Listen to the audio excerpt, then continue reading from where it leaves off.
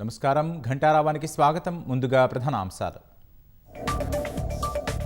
రాష్ట్ర ప్రభుత్వం ఆధ్వర్యంలో నేడు ప్రజాపాలన దినోత్సవం. అమరవీరుల స్తూపం వద్ద నివాళులర్పించనున్న సీఎం.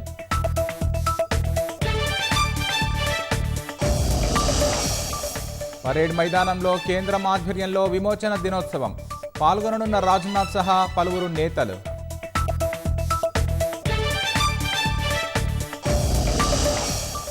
విద్యుత్ శాఖ ఏడీ అంబేద్కర్కు 14 రోజుల రిమాండ్.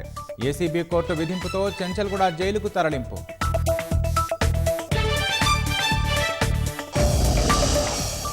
బంగారం దుకాణాల యజమానులే లక్ష్యంగా ఐటీ సోదాలు. హైదరాబాద్, వరంగల్లో పలుచోట్ల అధికారుల తనిఖీలు.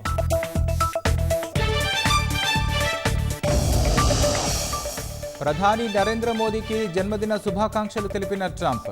ఇరు దేశాల సమగ్ర భాగస్వామ్యానికి కట్టుబడి ఉన్నామన్న ప్రధాని.